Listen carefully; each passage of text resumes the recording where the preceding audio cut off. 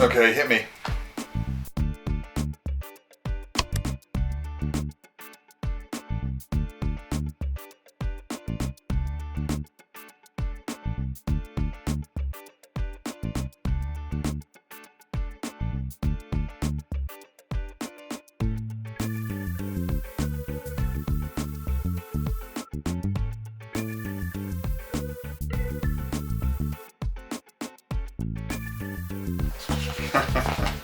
Well, it's the thing I said before, previously.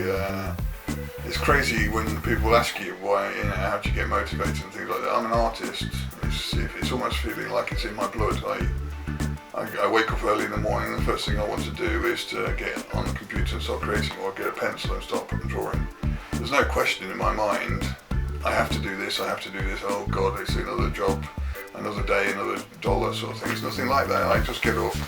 I'm happy that people pay me to do what I do, but at the end of the day, Sunday is just the same as Monday, and regardless if it's 7 days a week, I like creating. So the thing is, I do try to take Saturday off. It never works out that way sometimes, because like today's Saturday and I've basically been on the computer all morning doing a video for somebody. So.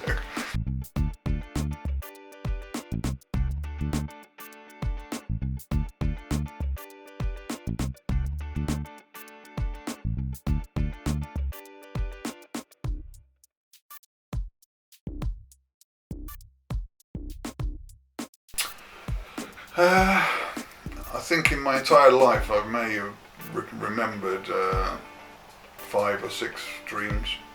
I'm just one of these people who, when I go into a REM state, boom, it goes black and then I wake up.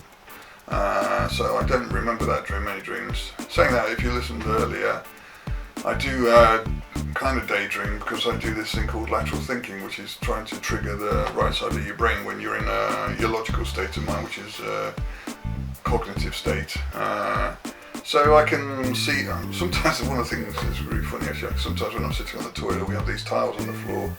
I keep seeing faces in the patterns on the tiles, and I keep thinking, could I turn that into a caricature and things like this, which is really weird. And the shadows on the towels in the bathroom turn into an animal or something. I've recognised an elephant in there once, which is really odd, because you wouldn't get an elephant in my bathroom.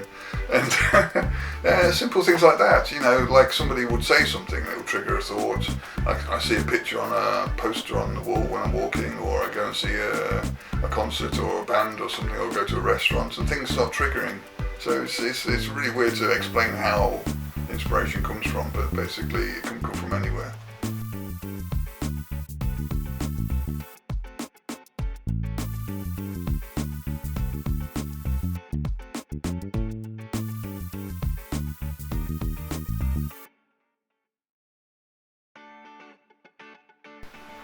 Quirky ideas. Thanks. If they're quirky, I don't know, but I think you mean weird, not quirky. The animal ones, as I said, I use lateral thinking. What I do with my animals is I try to find an interesting word or words. I'll give you an example. One of my favourite pictures, which I did, was called Calling Salvador. It's like a lobster using an old Bakelite telephone. Now that came from me looking at a picture of Salvador Dali, one of his famous sculptures, which was a lobster as the handset of a Bakelite telephone. So I was looking at it one day and I was thinking, this is really interesting. I could probably do a kind of a way to reverse that. It's really hard to explain how it came about, but Calling Salvador, I think there's a film basically related to Salvador as well, and that came into my mind, and so I said, Salvador's a country, Salvador's this person, this famous artist. What if the phone was used as a device to call the country, but on the assumption it's also reflecting in the actual artist? I don't know if you understand that. And so what I did is I literally reversed the position that Salvador Dali's image was in, which is this lobster on the phone, and I actually had the lobster using the phone, and basically said, wouldn't it be funny if he was actually calling Salvador Dali instead of the country, and actually complaining that he was manipulated and put into one of his sculptures when he didn't really want to be, and that's where the whole idea came from. So it starts off with a word, through lateral thinking, it goes through a process and then I come up with an image. And I can explain all my pictures away that way, the animal ones anyway, because that's the whole point of it, using a clever manipulation of words and images.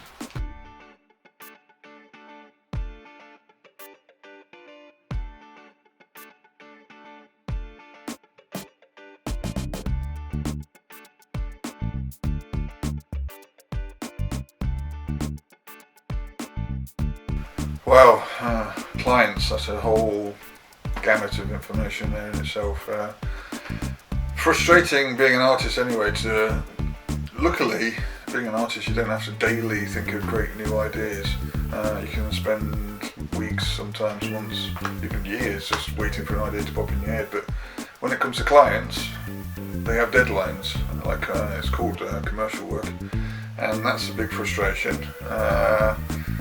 Clients in themselves are a frustration. I'm not saying all clients are like that, I've got some good clients, but on a whole, clients, as soon as they ask you to do something, they instantly believe that they become a creative soul as well, and that they know what you're doing and how to manipulate you. And they ask you to change something to something that looks really disgusting and horrible, or they'll ask you to resize it or use a font that you don't like and all this kind of stuff. So clients in themselves are to say cordially, pain in the ass, but I have to make a living dealing with clients, and that's the thing about applied creativity. You do it as a job, and people are going to hire you. I'm not just a fine artist where I can do what I want and hopefully someone's going to like it and pay me thousands. So the frustration works both ways, so I can't really say the clients are terrible. Trying to think of a clever idea is also a brain ache sometimes as well.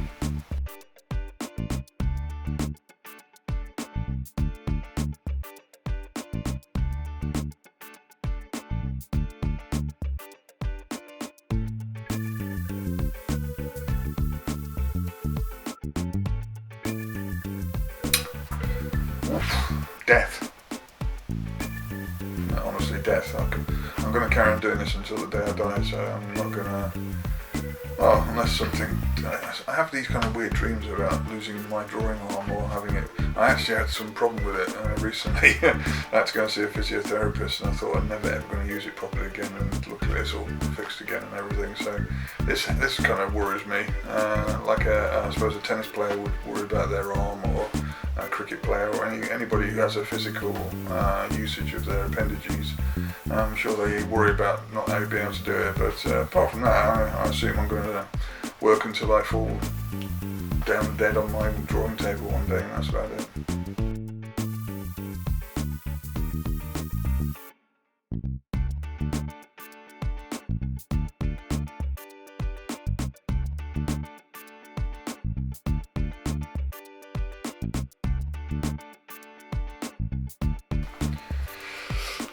I can't really hone it down to one specific piece, because there's many of them. I have likings for lots of different reasons. I remember the first time I did animal behaviour illustration. We had Honey, and she was a little puppy, and I remember I went out for a bike ride and came back and was taking off my Nike shoes and threw them on the floor. At that moment she ran across to me and wanted to greet me, and I looked down and I saw these shoes, and that's when I first came up with this idea for the sneaker.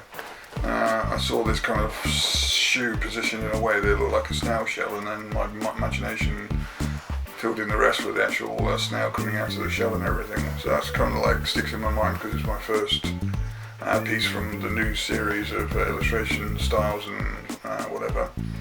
But I've done things that I'm really proud of, and then I realised that nobody else seems to like them. I don't make many sales from them, or people will point out that they don't think it's good, but I think it's wonderful. The one I won the Edgar Award for, I really enjoyed the actual whole process of doing that. It took 7 long days. I think we're talking 14 hours a day. And it was very frustrating at some points, but that's the thing about the end reward as well. You see the finished piece. This is kind of thing that hikes back to when I was doing studies as I was an animator, and you have to learn to be patient being an animator, because you're doing like hundreds and thousands of drawings for like 2 or 3 seconds, and it just whooshes by you, and you don't know it's gone. Yeah, and so this kind of the thing I've learned to do is become patient with my work. But lots of different pieces. I really like Tea for Two. That's one of my favourite pieces because I'm English, so I like drinking tea, and it was kind of all boiled down together to kind of emphasise the thing that's very English about me, which is kind of odd when I'm living in Greece, because nobody drinks tea in Greece unless they're ill.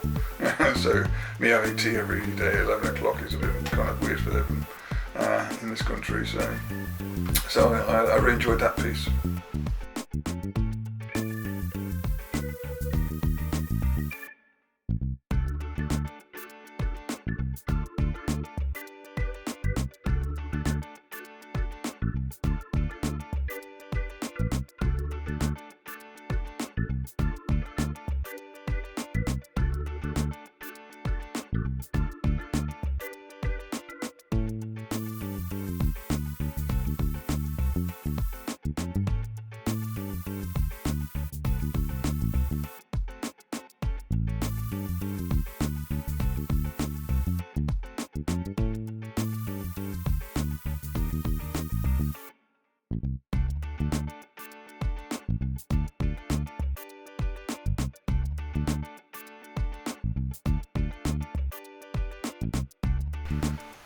That's an interesting one.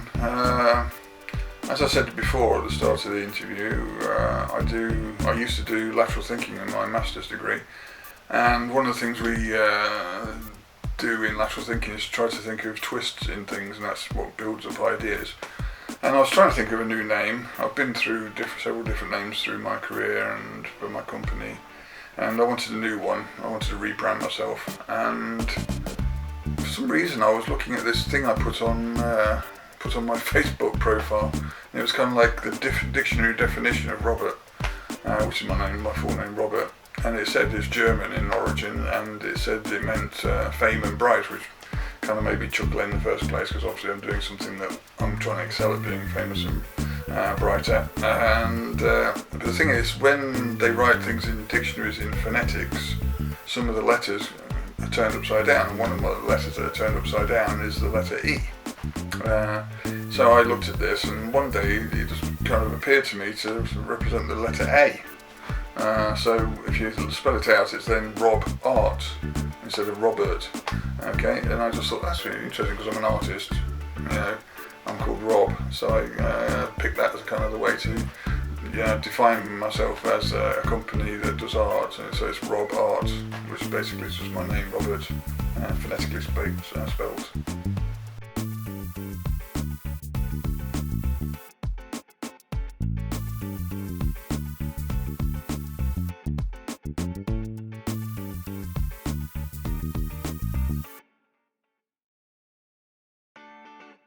Most meaningful piece.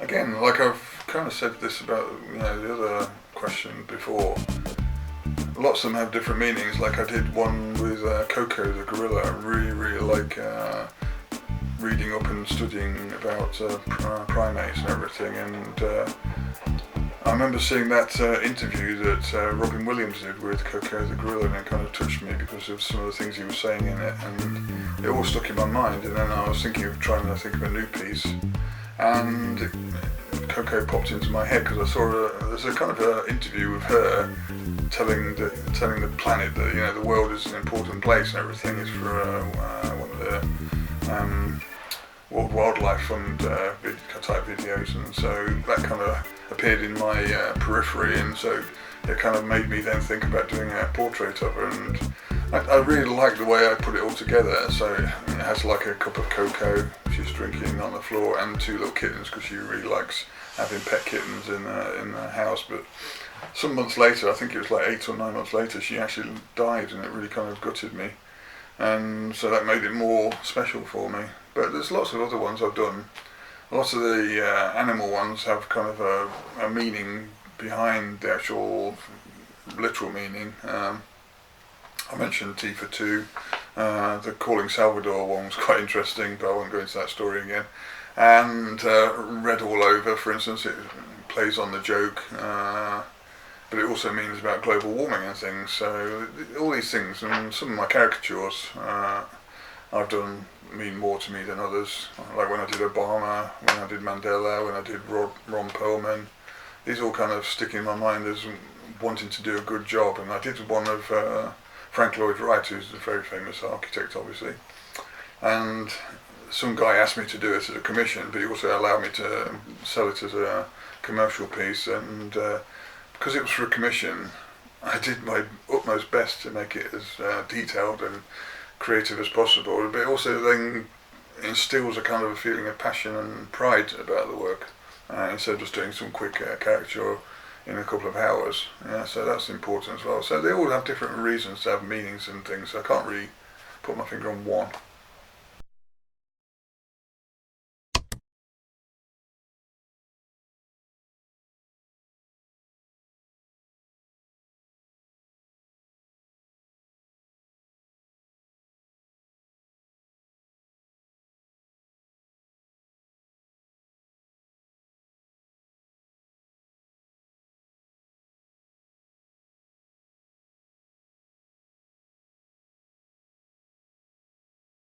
So thank you.